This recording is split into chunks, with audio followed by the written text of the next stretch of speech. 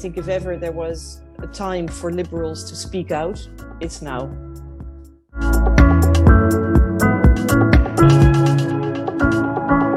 The day before yesterday, or yesterday officially, to grant candidate status to Ukraine and Moldova, candidate status for the European Union, that was really something of historical significance. I'm not sure that people realize this. We are, of course, still in talks with Georgia and the Western Balkans, but at a different level. But I think we should realize that the European Union is going to be a very different place.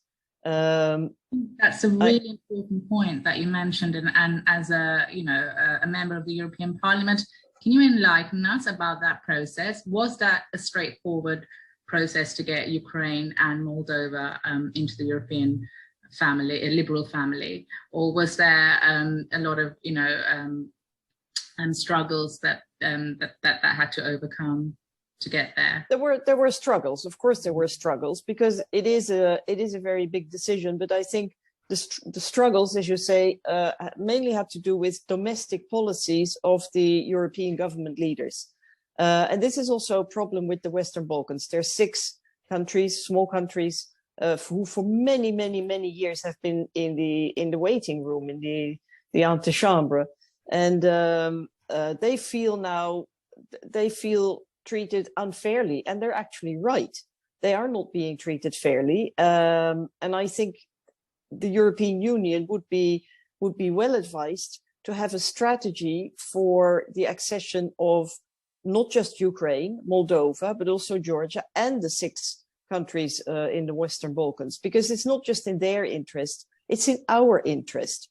This is we need a strategic vision, and this whole idea that Eastern European countries, they're just poor and they just want to join the European Union in order to have access to the internal market, is a very cynical view.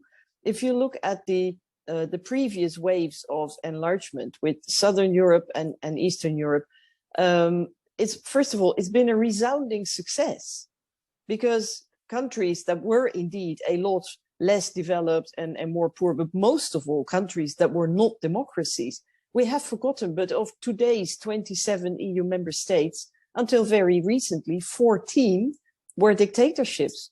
14.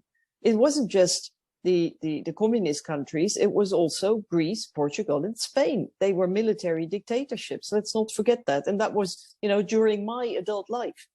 That's very recent. So in that sense, the European Union is, of course, it's an internal market, and it's an economic success and a broad prosperity, but most of all, it is a political success. It's really a great achievement, and therefore, I think the decision to start the process of accession with Ukraine and Moldova was the right decision, but it's not enough. We also have to have a plan to bring the Western Balkans on board, and Georgia, because what happens is that Russia and China are seeking to take control or to get influence over that part of our continent. If you just look at the map, they're part of the European continent, and we really don't want Putin or China to have a stronghold on our continent in the middle of the European Union.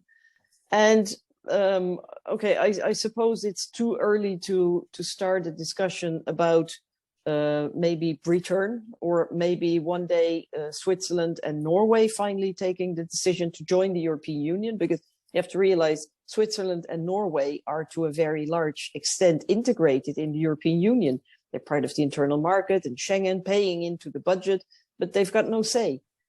So I think that you have to see all this not just as a question that we need to answer today, but we need a strategy.